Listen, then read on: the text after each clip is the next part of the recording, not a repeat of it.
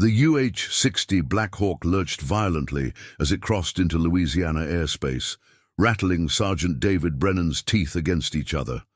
He gripped the nylon webbing tighter, his knuckles white with tension, watching the dense cypress swamp stretch endlessly below like a green-black carpet that seemed to swallow the horizon. The training exercise was supposed to be routine, a simple navigation drill over the Atchafalaya Basin before returning to Fort Polk by sunset.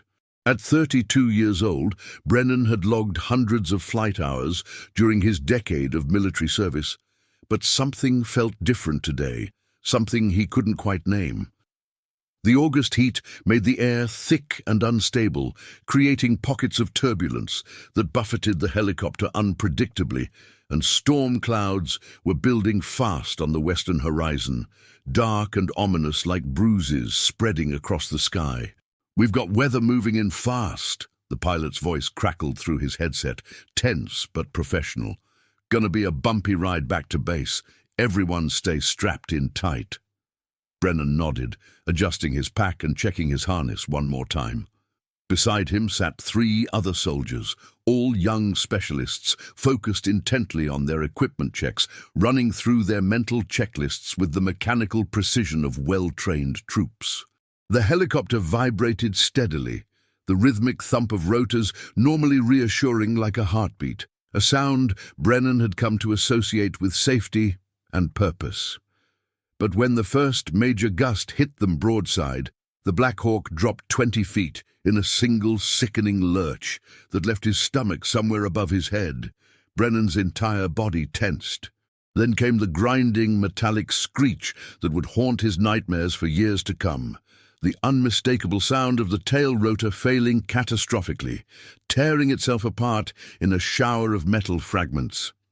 If you're enjoying this story so far, please take a moment to subscribe to our channel and leave a comment letting us know where you're watching from. Your support means the world to us, and we absolutely love hearing from viewers around the globe. The helicopter immediately began spinning violently, rotating like a carnival ride gone horribly wrong, the world outside becoming a nauseating blur. Brennan caught glimpses through the window, trees, sky, muddy water, trees again, all blending into a dizzying kaleidoscope that made bile rise in his throat. The pilot fought desperately for control, his hands dancing frantically across the controls, yanking on the collective and cyclic with everything he had, but physics had already won this battle. They were going down hard, and there was nothing anyone could do to stop it. Brennan barely had time to brace himself, pulling his arms tight against his chest and tucking his chin down, before the impact slammed through his entire body like a freight train. Metal shrieked against ancient cypress trunks in a sound like the world ending. Glass exploded inward in 1,000 glittering fragments. The world became pure chaos, sound and motion and pain, all compressed into a single eternal moment of destruction. Then silence. Profound ringing silence broken only by the hiss of steam escaping from ruptured lines and the distant call of an ibis somewhere in the swamp. Brennan opened his eyes slowly, afraid of what he might see, and found himself hanging sideways in his harness like a piece of meat, blood dripping steadily from his nose onto what was now the side wall of the twisted fuselage. His left leg screamed with a pain so intense it nearly made him black out again, and when he forced himself to look down through the fog of shock, he saw it twisted at an unnatural angle, the bone clearly broken and protruding slightly through torn fabric and skin. The compound fracture sent waves of nausea rolling through him in nauseating swells, but he forced himself to assess the full situation with the discipline drilled into him through years of training. The helicopter had come to rest wedged between massive cypress trees, their trunks as thick as car tires, half submerged in murky brown water that was already seeping through every crack and gap in the broken hull. "Anyone alive?" he called out, his voice hoarse and ragged, barely recognizing it as his own. No response came back except the echo of his own words. He craned his neck painfully to look around the mangled cabin, each movement sending fresh stabs of agony through his body. The pilot and co-pilot both hung motionless in their seats, clearly dead from the massive impact trauma, their bodies positioned in ways that left no doubt about their fate. Of the other 3 soldiers who'd been sitting in the back with him, he could only see 2, both unmoving, their bodies crumpled in ways that told him everything he needed to know without having to check for pulses. The 4th soldier must have been thrown clear during the violent crash sequence, ejected through one of the gaping tears in the fuselage, and was probably lying somewhere in the swamp below. With shaking hands that seemed to belong to someone else, Brennan released his harness buckle, immediately dropping into knee-deep water that rushed through the broken fuselage with shocking coldness despite the August heat. The pain in his leg exploded into white-hot agony that made stars dance across his vision, and he bit down hard on his lip until he tasted blood to keep from screaming and wasting precious energy. He needed to think clearly, to push through the pain and shock and focus on survival. The radio was completely smashed, reduced to sparking fragments of circuit boards and broken plastic. The emergency beacon, he fumbled for it with numb fingers, found it broken and useless, its orange casing cracked open and components scattered. His survival training kicked in through the fog of pain and fear like muscle memory. First priority, get out of the wreckage before it sank further into the swamp or caught fire from leaking fuel. Second priority, find higher ground where he wouldn't drown. Third priority, signal for rescue and wait for the search teams that would surely come looking for them.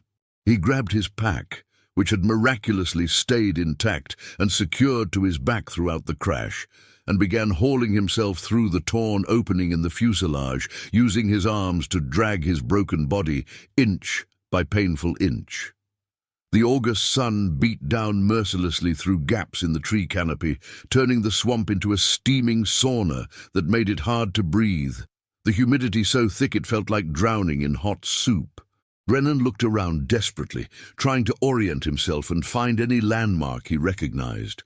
Nothing but trees, standing water, and thick vegetation in every direction he could see. The Atchafalaya Basin covered nearly 1 million acres, one of America's largest river swamps, a maze of channels and bayous and backwater sloughs. Finding him in this wilderness would be like finding a needle in a haystack the size of a small state, even with professional search and rescue teams and helicopters equipped with thermal imaging. Using a broken piece of aluminum torn from the helicopter's frame, Brennan fashioned a crude splint for his shattered leg, working through waves of pain that made him want to vomit. He tore strips from his uniform shirt to secure the makeshift splint, wrapping them as tightly as he could stand, knowing that immobilizing the fracture was critical to preventing further damage. Every movement sent fresh waves of agony coursing through his nervous system like electricity, but he forced himself to continue with grim determination. He had to move away from the sinking aircraft. Staying with the wreckage was normally his best chance for rescue. Search teams would be looking for the helicopter's last known position, but the aircraft was settling deeper into the dark water with every passing minute, and he could hear the ominous creaking of metal as it shifted. Already, it sat 3 feet lower than when he'd first regained consciousness, and he had no intention of going down with it. Brennan pulled himself onto a partially submerged log, then another, making his way slowly toward what looked like slightly higher ground about 50 yards away through the maze of cypress knees and tupelo trunks. The journey that should have taken 5 minutes stretched into nearly an hour of pure torture. His broken leg dragged uselessly behind him, a dead weight that snagged on every root and branch, and twice he slipped completely into the water, gasping and choking on the brackish mixture that tasted of decay and ancient mud. Water moccasins glided past with disturbing frequency, their thick bodies cutting smooth paths through the surface tension, their heads held high in that characteristic way that marked them as venomous. An alligator watched from a distance, only its eyes and nostrils visible above the waterline like periscopes, tracking his movement with predatory patience. When he finally reached a small island of solid ground, really just a raised mound thick with palmetto fronds and young cypress trees, Brennan collapsed onto his back, breathing hard, his chest heaving with exhaustion. He could still see the helicopter from his new position, tilted at a crazy angle between the massive trees like a broken toy. The sun was already sliding toward the horizon, painting the swamp in shades of orange and gold that would have been beautiful under different circumstances. Soon it would be dark, and night in the swamp brought its own catalogue of dangers that made daytime seem almost pleasant by comparison. Brennan inventoried the contents of his pack with trembling hands, spreading everything out on the relatively dry ground. One survival knife with a 5-inch blade, a magnesium fire starter that might still work if he could keep it dry, a small first aid kit with basic supplies, a water purification straw designed for backcountry hiking, and 3 energy bars that were slightly crushed but still sealed. That was the sum total of his survival gear. No radio, no flares, no signal mirror, no way to communicate with the outside world or signal for help beyond waiting and hoping someone would find him. He knew search and rescue teams would be deployed as soon as the helicopter failed to return to base. The military didn't take missing aircraft lightly. But in this vast wilderness, with a thick tree canopy hiding him from aerial observation, how long would it take them to pinpoint the actual crash site? Hours, days, weeks. As darkness fell like a curtain across the swamp, Brennan heard the environment come alive with sounds he'd never experienced before. Frogs began their evening chorus, a deafening symphony of croaks and chirps and bellows that seemed to come from every direction at once, the sound so loud it was almost painful. Something large splashed in the water nearby, probably another alligator drawn by the scent of blood in the water. Mosquitoes descended in clouds so thick they looked like smoke, biting every exposed inch of skin with needle-sharp proboscises, drawn to the carbon dioxide of his breath and the warmth of his body. He'd read somewhere that the Atchafalaya was home to over 65 species of reptiles and amphibians, not to mention countless insects and other creatures, and it felt like he was meeting every single one of them on this hellish night. The pain in his leg had evolved from acute agony into a constant throbbing presence that made coherent thought increasingly difficult, like trying to solve math problems while someone hammered nails into his shin. Brennan knew with absolute certainty that he was in serious trouble, possibly the worst trouble of his entire life. Without proper medical treatment within the next day or two, the compound fracture would almost certainly become infected in this bacteria-rich environment. In this heat and humidity, with his compromised immune system from shock and injury, infection could set in with terrifying speed and spread through his bloodstream. He needed clean water, real drinking water, not the bacteria-filled swamp surrounding him on all sides. He needed food to maintain his strength and help his body heal. Most of all, he desperately needed rescue before his condition deteriorated beyond the point of recovery. The first night lasted an eternity, each minute stretching into an hour. Brennan drifted in and out of consciousness, jerking awake whenever his body shifted position and sent fresh agony shooting through his shattered leg like lightning bolts. Strange dreams mixed with reality. He saw his mother's face, his girlfriend back home, comrades from past deployments, all swimming together in a fever-induced haze. By dawn, when pale light finally began filtering through the cypress canopy, he was shivering violently despite the heat already building, his body going into shock as it struggled to cope with the trauma and blood loss. The rising sun brought temporary relief from the cold, but it also revealed his grim reality in harsh detail. The helicopter had sunk noticeably lower overnight, now barely visible above the waterline, submerged up to its windows. If search teams flew over this area, they might miss it entirely beneath the thick canopy of cypress and tupelo, especially if they weren't looking in exactly the right spot. Day 2 brought the sound of helicopters, and Brennan's heart leaped with desperate hope. He heard them in the distance, the familiar thump, thump, thump of rotors carrying across the swamp like a heartbeat, getting closer. He tried to wave his uniform shirt above his head, tried to yell and scream for attention, but his voice was already weak, and the helicopters were too far away, their crews scanning a search grid that didn't quite include his position. The sound grew louder for a few minutes, close enough that he could almost imagine seeing them through the trees, then faded away, moved south toward a different section of the basin, then disappeared entirely into the distance. His heart sank like a stone. They were searching, military and civilian teams working together, but they were in the wrong area. The crash must have pushed them farther off course during those final chaotic seconds than anyone realized, meaning the search radius was probably centered miles away from his actual location. Thirst became his primary torment by the afternoon of day 2, overwhelming even the pain in his leg. His mouth felt like it was filled with cotton, his tongue swollen and sticky. The 3 energy bars were gone by the end of that second day. He tried to ration them carefully, but hunger and pain made discipline nearly impossible, and he devoured them in moments of weakness. Now he faced the grim reality of drinking swamp water despite knowing all the risks of bacterial infection, parasites, and waterborne diseases.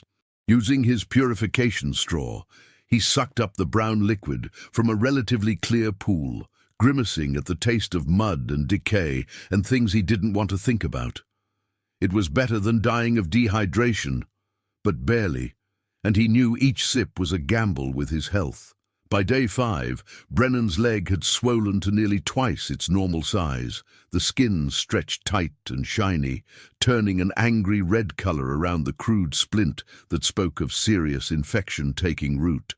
Fever came and went in waves, making him delirious at times, causing him to lose track of whether it was day or night, whether he was really alone, or surrounded by people who kept fading away when he tried to focus on them.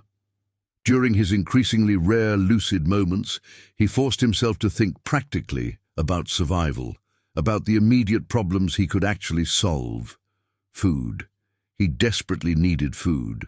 The energy bars were long gone, already a distant memory, and his body was beginning to consume itself, burning through fat reserves and then starting on muscle tissue. He remembered a survival course from years ago, some weekend training exercise that had seemed pointless at the time, where the instructor had talked at length about edible plants in wetland environments and emergency food sources. Cattails grew thick along the edges of his small island, their brown seed heads distinctive against the green vegetation. Brennan pulled several up by the roots, examining them with the concentration of a botanist.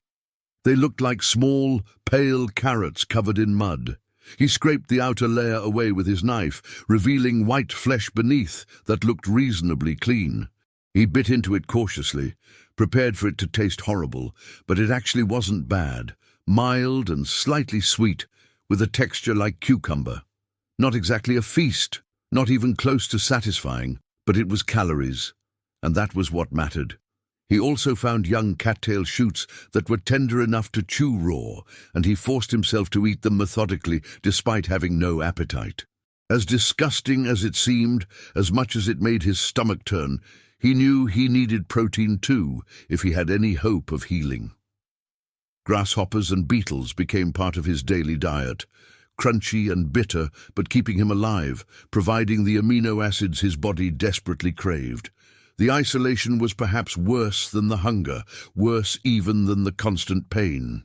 Brennan found himself talking out loud constantly, narrating his actions like he was hosting a nature documentary, just to hear a human voice, even if it was his own.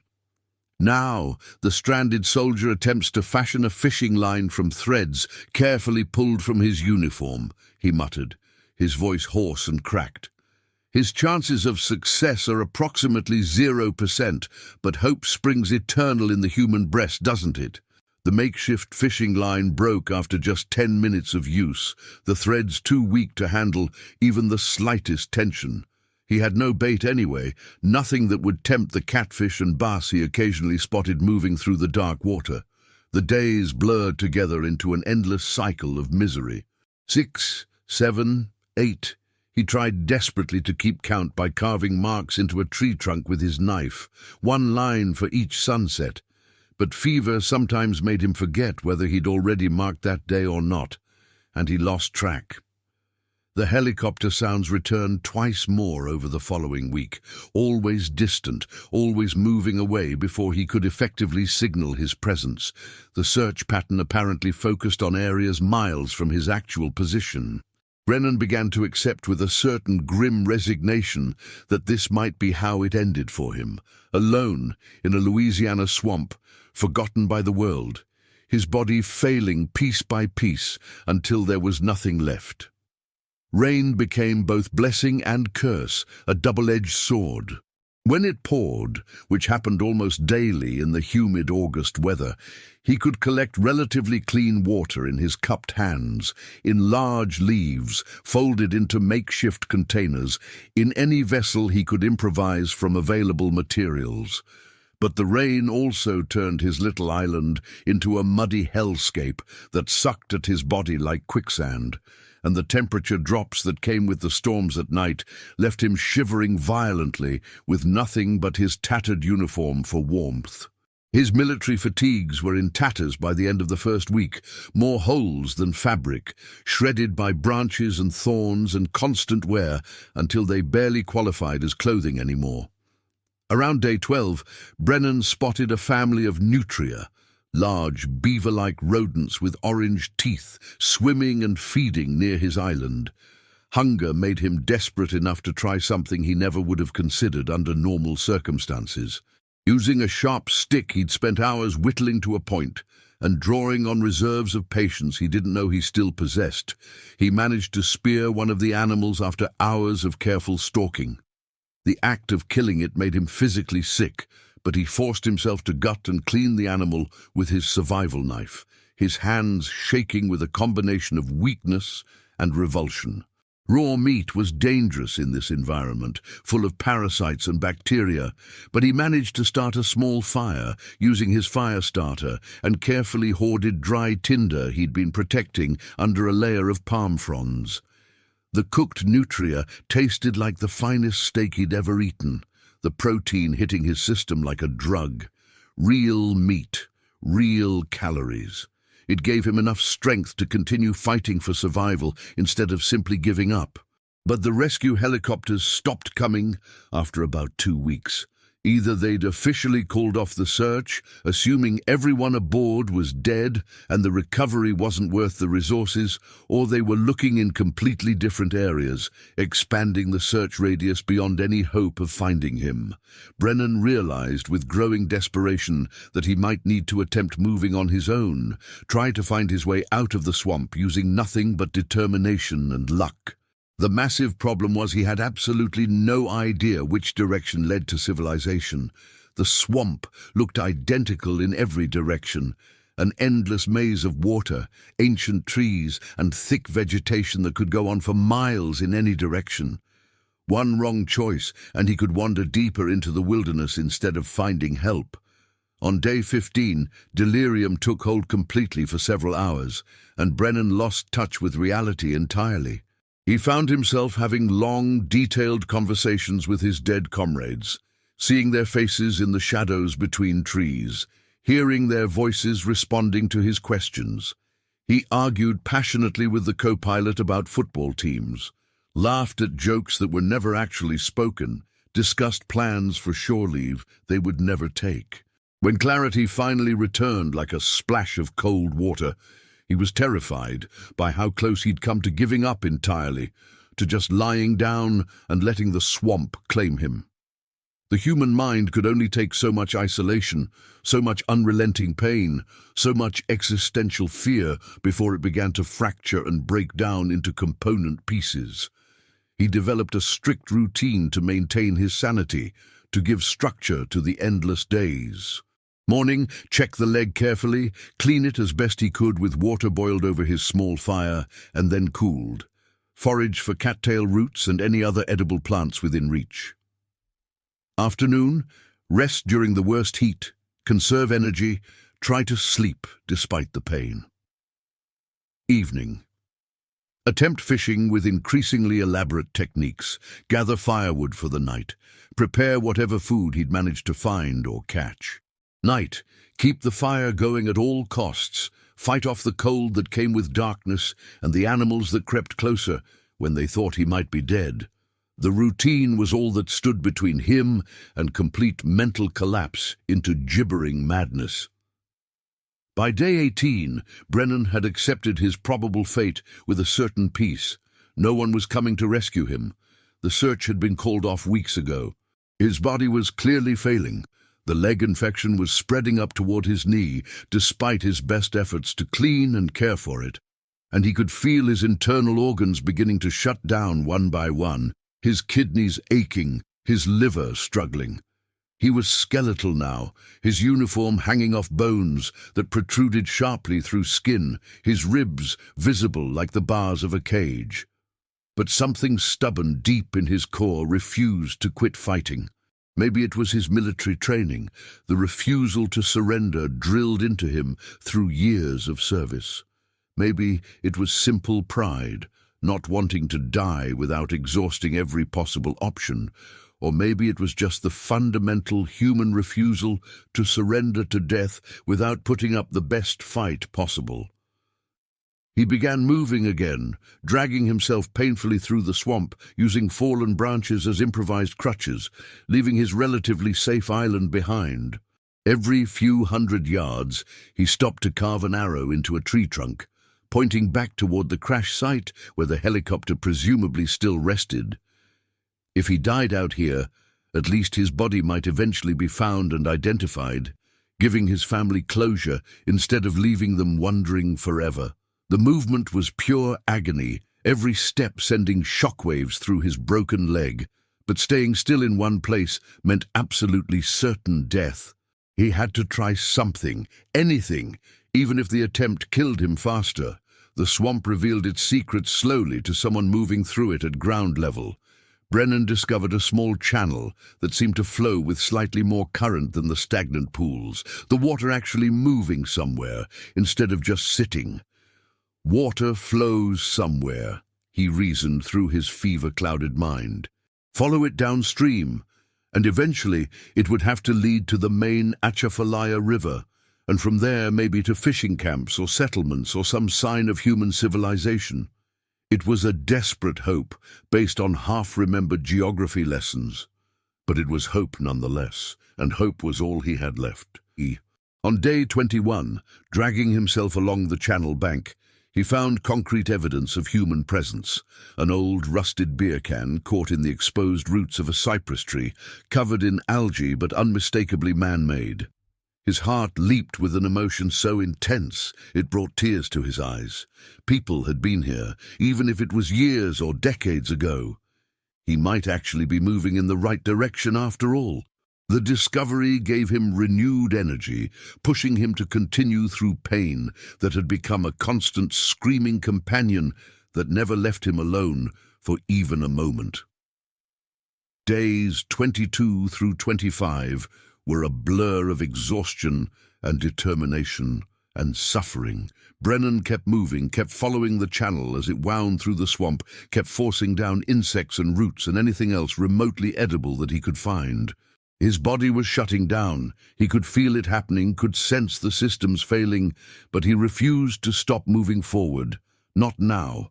Not when he might actually be close to something, to salvation, to rescue. On the morning of day 26, Brennan heard a sound that made him think he was hallucinating again, that his mind had finally cracked completely. An engine. Not a helicopter this time, but an outboard motor, distant but unmistakable, the distinctive sound carrying across the water. He dragged himself desperately toward the sound, with the very last reserves of his strength, pulling his broken body through mud and water and vegetation that tore at his skin, leaving a trail of blood behind him. The sound grew louder, closer, more real with each passing second. "Help!" He tried to call out, but his voice was barely a whisper after weeks of disuse. He tried again, forcing air through his ravaged throat with everything he had left. "Help, please!" The fishing boat rounded a bend in the channel, appearing like a vision. 2 men in it, locals by the look of their clothing and weathered faces, probably checking their crawfish traps or trot lines like they did every few days. They saw him lying on the bank, and their faces went white with shock, their eyes widening in disbelief at the skeletal figure covered in mud and blood. The boat lurched toward him as one man grabbed the radio, mounted to the console, already calling for emergency services, his voice urgent and frightened. "Jesus Christ Almighty!" the older man breathed, reaching down to pull Brennan carefully into the boat, treating him like he might break into pieces. "How long you been out here, son? What happened to you?" 26 days, Brennan whispered, as darkness finally closed in around him like a curtain, his body giving up now that rescue had finally come. Helicopter crash, 26 days ago. He woke up 3 days later in a hospital bed in Lafayette. The sterile white ceiling, the most beautiful thing he'd ever seen. Tubes ran into his arms, delivering fluids and antibiotics. Monitors beeped steadily, tracking his vital signs. And the blessed absence of pain, thanks to morphine, felt like heaven. The doctors told him later, speaking in serious tones that conveyed the gravity of what he'd survived, that he'd been within hours of complete multiple organ failure when the fishermen found him. The leg infection had gone fully septic, spreading through his bloodstream and threatening his life. His body weight had dropped 43 pounds from an already lean frame, leaving him dangerously malnourished. Severe dehydration, exposure, multiple infections. But somehow, impossibly, he'd survived. The story made national news within hours of his rescue, spreading across television and internet like wildfire. Sergeant David Brennan, the soldier who'd endured nearly a month alone in one of America's most hostile environments, who'd eaten insects and roots to stay alive, who'd fought off infection and despair and predators, who'd dragged himself through miles of swamp with a broken leg when rescue didn't come. The 2 fishermen who'd found him, Robert Jenkins and his adult son Tyler, were hailed as heroes across the country, though they insisted humbly in every interview that they'd just been in the right place at the right time, checking traps like they did every week. For Brennan, recovery was long and painful, stretching across months of physical therapy and surgeries. The leg required multiple complex operations to repair the damage, and would never be quite right again, leaving him with a permanent limp and chronic pain. The psychological trauma took even longer to address. PTSD from the crash itself, from the isolation, from coming so close to death and facing it alone for so long. But he was alive, breathing and walking and talking, and that was what truly mattered. He'd proven to himself and the world what humans were capable of when pushed to the absolute edge of survival. The swamp had tried its best to claim him, had thrown everything at him, and he'd refused to let it win. That stubborn defiance, that fundamental human spirit that refuses to surrender even when death seems certain, had carried him through 26 days of hell and back into the light of civilization.